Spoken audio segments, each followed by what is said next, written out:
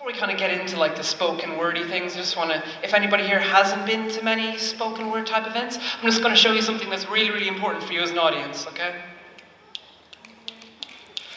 I like that. You know, if you don't do that, I'm not going to say I'm going to be distraught if you don't do that. But it might be true. Here's one I'm going to do about, this is kind of about kind of gender attitudes, specifically of men, and this is a little... I didn't do that to you. I kid, alright, okay. This is one specifically, it's about kind of a ridiculous attitude I think a lot of men have towards women. I'm just going to tear into it. It's called My Clownfish. I met her at a seaside fair. She looked to me illuminated by the golden glow of the fairground lights under which she was situated. She made eye contact, one seductive eye at a time, and that's when I vowed that Maisie the clownfish would soon be mine. See, I outdid the other suitors at knocking over cups. The imbeciles didn't know how to want it enough. Maisie was my prize for my fairground game. She was my muse, my inspiration. She became my raison d'etre until that fateful day when Maisie met my former friend Dave. And Dave was drunk, as things tend to be when tragedy can happen. When second he'd be in breakdown mode, the second laughing. An avalanche of drunken limbs, he thundered stairs to floor. Door handle shakes like an earthquake is open in the door. Maisie in her tank enjoys the cool edge of her glass. Daze pounds his feet to move to her and almost gently asks, "Who the stupid fucking fish? Who the stupid fucking fish?" I laugh, not at his comment, but that he's drunk as this. And what bad could come from this kind of drunkenness? So inebriated, he can't say inebriated, he can barely say pissed. Then he reaches through her tank top with mockery and whistling, but his blurred vision makes him an inefficient fisherman. He makes up for this in viciousness as he finishes with finesse. This fish is left, despite her struggle, lying in his hands. Then, without a modicum of choice nor a hint of a romance, Dave deposits Maisie cruelly in his pants. I call to Dave to stop, but he cannot control himself. See, we've anesthetized our bodies with alcohol, sweet help. I cannot stand for this, but I cannot stand it all. I call to Dave to stop. Flaccidly, I call and call. Maisie feels as though she is drowning, and I almost hear her cry. I cannot see poor Maisie, her eyes looking in his eye. Dave contorts his sweaty body. He is comically thrusting as though he has no idea that what he's doing is disgusting. He says, "Dude, she is wet." I say, "Duh, she's a fish. Now put her back in her tank. She does not deserve this." He stops. When it stops being funny, stops when it stops being a joke. He pops outside, using Maisie inside her tank, and has his smoke. And Maisie, poor Maisie, seems fine. Like, not that her soul is dying, nor that her life is sublime. She just seems fine, like nothing had happened. Her body language is clearly lying. She does not understand that what happened is a crime. She does not understand that she was supposed to be mine.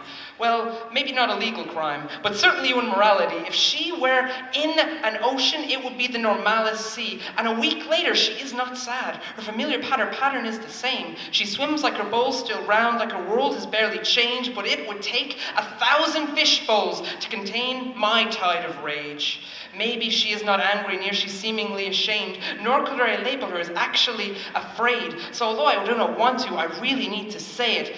Did she want it? Did she want it? The thought circles my mind like a castle that's haunted. Oh, did she want it? Oh, did she want it? Her body so beautiful she could hardly not flaunt it. I ask, did she want it? Oh, did she want it? Blowing everyone she sees, silent, sexy kisses.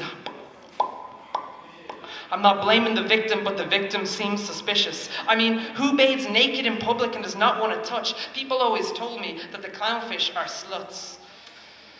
And I know she looks like him, but she's not Nemo or the prodigal son, because she left me and she's not coming back anymore.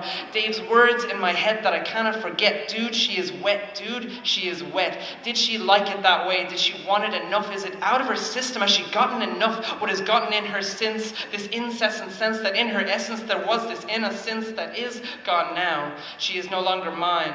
I pick up her tank, forgive her for her crime. Moving towards the West Room, sighing, I remember being told first time, the clownfish are all sluts. I say goodbye, I hear her cry, drowned out by the flush. Thank you. Thank you. Yes. Great job, thank you. Okay. That was one I wrote specifically for this night, didn't have time to memorize. I just want to do a couple more. And yeah, this is an experience of mine that is, yeah, it's pretty personal, but there's basically, is there any Irish people here? Besides me, obviously? No? Okay. There's this pub in Dublin, and it is kind of regarded as sort of like the place you go to have like a cheap hookup. I don't know if you have a place like this in England. Yeah, you do. Okay. Yeah, it's that kind of place. And yeah, this is just about the experience I had there. And the place is called Copperface Jack's, and this poem is called My Night at Copperface Jack's. I came in searching, and she could have been a siren if only because Copperface Jack's has pitched its lighten and its drinks menu like a true art. You may think you see clearly, but you know it's dark. The left side of her face was illuminated as the girl twirled, with the hair dragging behind her reluctantly, though probably not as reluctant as the friends she dragged with her to Copper's that night. She made eye contact, and it was done. After that, it's only ever a matter of escalation. Hey, how young are you? She asked, a question for which I am always prepared as I slid my hand through her shadowed brown hair, half to make sure she was really there, and said, old enough to know better, but young enough to do it anyway. And she laughed and looked down for so long that I was glad that I had worn my favorite shoes that night. Hey, how drunk are you? I asked. Drunk enough to know better, but sober enough to do it anyway, she replied, and no, I did not misquote her, but we stayed there, searching. We stayed there on a dance floor in which our bodies altered between dancing and exploring, and we probably looked like a parody of a Hindu deity, but Vishnu would not dare to be seen in Copperface Jack's anyway now, would he? And it was only when I looked through the crowd to see who was around me, I saw these energy-imbued, sweat-drenched bodies clashing together rhythmically and methodically, with a sense of loneliness and rage in the creation of these firework clouds of perspiration exploding above our heads and all around us with their empty beds, their resounding lust singing louder to me than the stupid Rihanna chorus. But if, when we leave, one thing is certain, if just one thing is certain, we will both leave this place still searching. Thank you.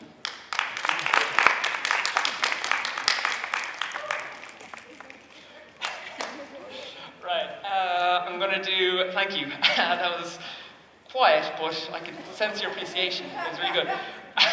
Okay, I'm going to do, I think I'm just going to do one last one now, and this one is kind of, that one was from my perspective, this one is kind of about someone else. It's called My Friend the Magician. Oh, that smooth motherfucker.